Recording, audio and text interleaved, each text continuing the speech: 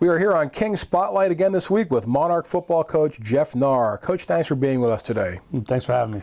Coach, got another big MAC football game this week with co-leader Albright College coming here to Kings to play at McCarthy Stadium on Saturday at 1 o'clock. But before we talk about that game, let's look back on last week's game where your Monarchs earned a 28-14 road win over MAC and local rival Misericordia University. Coach, let's talk about that game for a little bit. Some early mistakes in that game with some turnovers, but your team rebounded, held firm, and walked away with a good win. How was your team able to battle through those turnovers? The experience and then, the resiliency. I mean, they kind of, been in there and we've talked numerous times and, the course of history that we've been here, pans out that about, 70% of our games are score or less. So they understand there's ebbs and flows, of the game, and we want to get off to a good start. But if we get off to a bad start, there's no need to hit the panic button. Just keep competing like they do and be resilient and find a way to overcome those and know you got 60 minutes to do it. So from past experiences, you try to learn from those and apply them when they arise again, and our kids are able to do that. We turned the ball over, made some mistakes, but then our kids battled and competed and created some turnovers on their own, and then we got some big plays. We always talk about offense helps the defense, and the special teams helps both, and all three phases need to be working together. And two of our touchdowns offensively came off of great kick returns. So that was huge that the special teams stepped up to put our offense in great position. Our defense bailed us out when we had a punt block with an interception in the end zone. So the kids, are doing what they're doing. They compete and they're resilient, and they play for 60 minutes. Well, speaking of the defense, you have to look at that as being a key element to the game, as the defense did hold off some turnovers, as you said, but they also did a good job overall. Misericordia being a running team, and Kings holding Misericordia to only 99 rushing yards in that game, where they were averaging almost 170 yards per game.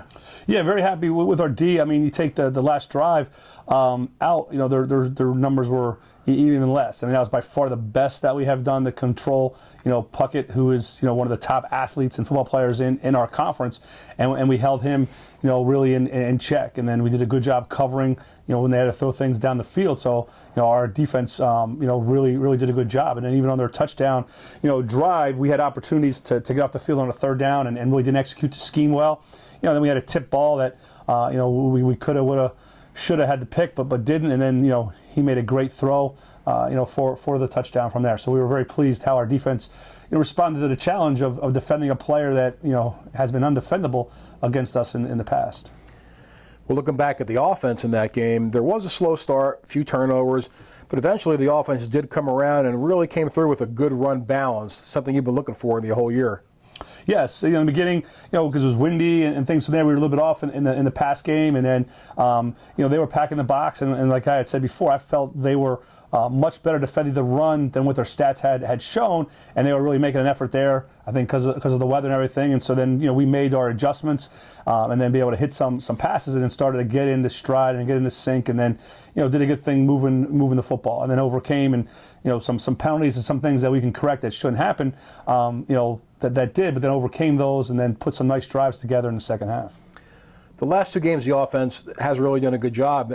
Early on, we were averaging under 20 points a game, but the last two games, we've been averaging 29 points a game. So what's been the difference with the offense? I mean, I think, one, we got healthy. We were kind of, beat up there a little bit with, three linemen and our quarterback and receiver and, some things from there. So we've gotten healthy. But then, there was a lot of youth in the skill positions and then it's experience. And as much as you would love the rush experience, you can't. And then we always try to, but you can't. You got to kind of let the growing pains develop and, develop those kids and see it. And now the game's slowing down for the skill kids there.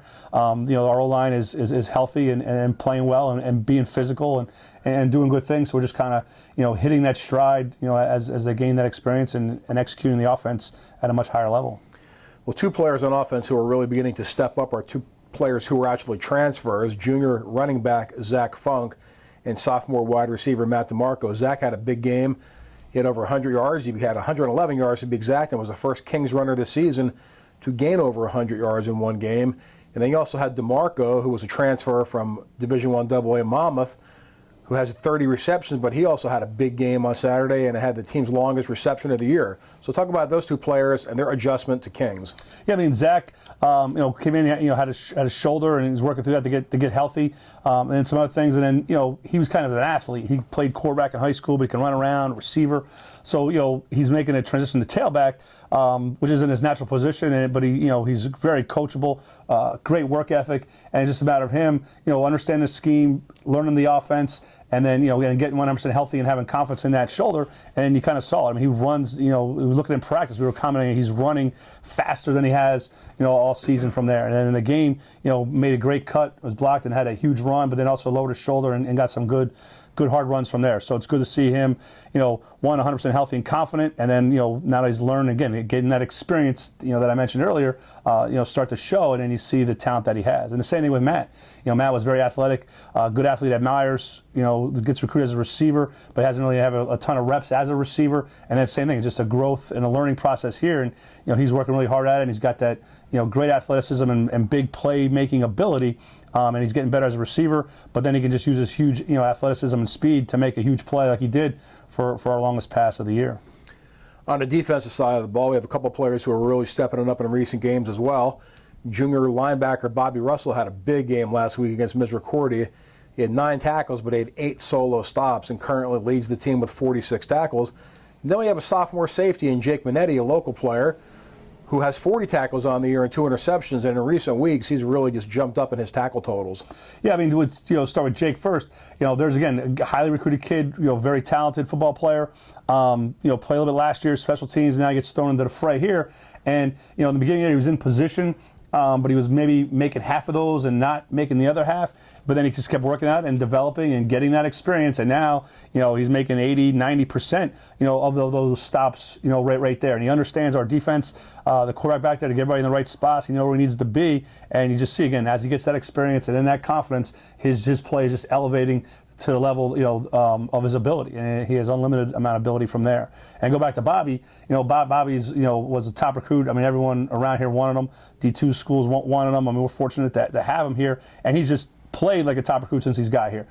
He's the leader of the defense, and then, the one thing we had to talk to him a couple weeks ago was just to, he can only do his 1/11th. He can't do anything more. And when he tried to do more is when his play went down a little bit. So then he just kind of did his scheme and understood that, we needed him to make big plays and be able to control a pocket. And, when you ask your, a top player like Bobby to do that, he can get that stuff done. And then have 9 tackles, 8 of them solo. I mean, that's where we're putting him in position to make plays, and players make plays. And Bobby's a very, very good player for us. Well, looking ahead to this week's game against Albright, Albright is tied for first place with Delaware Valley and Stevenson right now.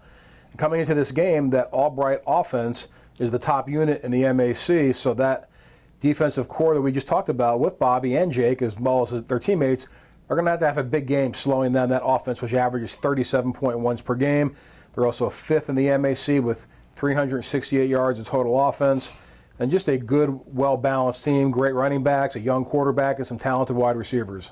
Yeah, I mean, offensively, I mean, they, are hitting on all cylinders from there. I mean, they love to run, power, but they can, spread you out and get matchups with the receivers that are very athletic and, good speed. And then their quarterback is a kid that can throw well, but he also can make plays with his feet and just run the ball. And they get him out there like they're going to sprint out or set up. Next thing he tucks it and runs like on a QB draw. If things break down, he can tuck it and run. So he's a dangerous threat. That doesn't get wavered. I mean, they were down a lot of points, and he had struggled early in the first game of the year against nationally ranked Salisbury. And he leads them back with, I think, 3 touchdowns in the last fourth quarter. So he's a kid that, is going to play 60 minutes. Is not going to get unnerved if he struggles a little bit.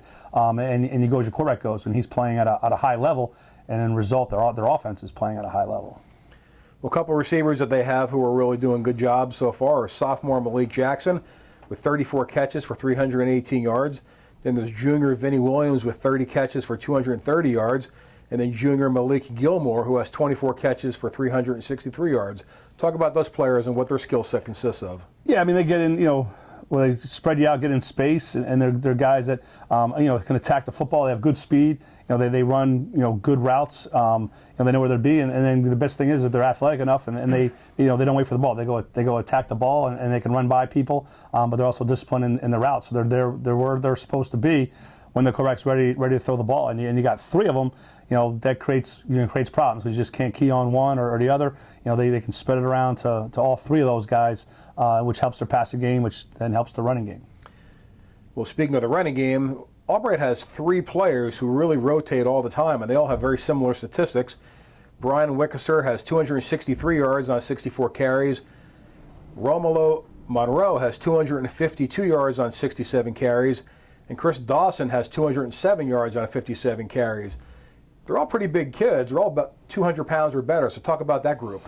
Yeah, I mean, they always say that Albright has the big backs, which because again they love to run power, so they get they get guys that can run downhill, but they also find they have decent speed. I mean the Monroe kid has some good wheels and a bigger back, and Wickerser's more of a power type of a guy, but it fits like they do. They're going to be a downhill running football team, and they got three guys that can get downhill and punish you. But then when they get to that second or third level, make a cut to turn a decent play into a huge play. One other player that we'll talk about offensively for Albright is their kicker. We don't normally talk about kickers, but their kicker, Dan Sobolewski, is something special. He's really been a tremendous player during the course of his career, and he was a huge difference maker in the game last year when we lost to them in overtime. Absolutely. I mean, going back to last year, he missed a 57-yard field goal off the upright that was like 8 feet up the upright. I mean, it was good distance, but we ended up, unfortunately, in trying to block it, ended up knocking him down and roughing it, so they got the ball, which led to a touchdown, and then he banged a 53-yarder very easily. Then we get a safety, and you think you're going to get great field position, and then he bombs the kick, and we catch it at the R7. So that was huge, and I think he's got like 20 touchbacks this year.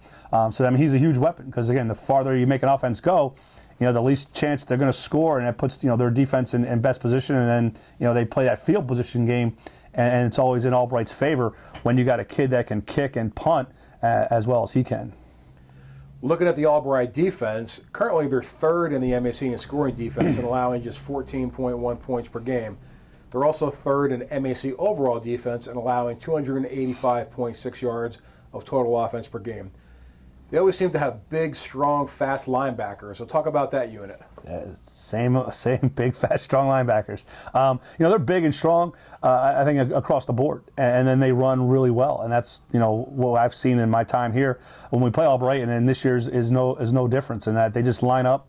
They don't get fancy. They don't do a whole lot of different things. They just play football, and then they play very well, and they're very physical, so they can hold and own and reestablish the line of scrimmage, and then then they have the speed to track things down. And you think you're going to get the edge, or you think you have leverage, and next thing you know, their speed just closes that down to nothing from there. So they're a physical defense that can also run very well and is playing at a high level. Well, another thing, looking at the statistics, is that Albright has caused number of turnovers this year, and they have 13 pass interceptions in 7 games. So talk about their ability to create turnovers. Yeah, I mean, their secondary, they don't mind putting their backside guy on an island, one-on-one, and he does a great job. He's athletic enough that he can cover every receiver. And we've seen some of the teams they play that they have top receivers there, and the guys are all over them, right there. And again, when you've got a good physical defense and you can not give much running lanes, you're going to get a bunch of guys in on the tackle. And once you stop them, start stripping at the ball. And then they have a good secondary that's a little bit more experienced, that can cover people, and you can trust that they're going to be there. So they're always around the football, making quarterbacks throw it sooner than they want to. So it's a little bit off, and then they're right there to get a pick and get a turnover from there. So when a good, strong defense that can run well is going to put itself in position to create turnovers, and they're doing a good job of that right now. What's going to take for the Kings offense to be successful in this game?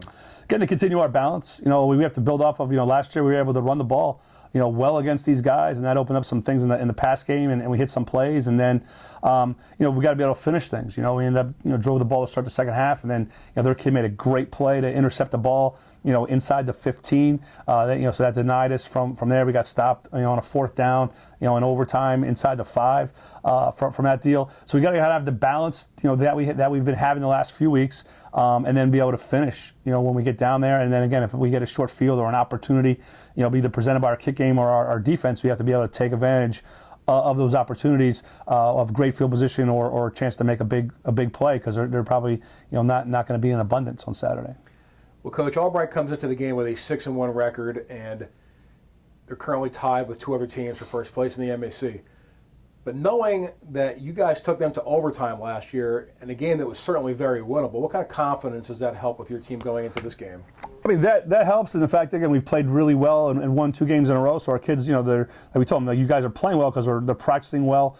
They're doing the things, they're preparing the right way to have success come 1 o'clock on Saturday. And then they've experienced the success to 2 games. So they're feeling good and have a good state about them. And then also knowing that Albright had a lot of these guys back, playing last year or playing this year, and that we went toe to toe, a double overtime, a great game. So they have all the confidence in the world. They're going to go out there and execute the schemes that are called in all 3 phases, and then they're going to give themselves a chance to make plays, limit our mistakes, and have an opportunity to beat a really good Albright football team and kind of help dictate who ends up being our champion, play a spoiler's role. So our kids are very confident, because they've had success, and played well last year, and then they're currently having success right now. Well, Coach, that's all we have for this week. Thank you again for your time, and good luck to you and the Monarchs on Saturday when King's College hosts Albright College at 1 p.m. at McCarthy Stadium. Thank you very much.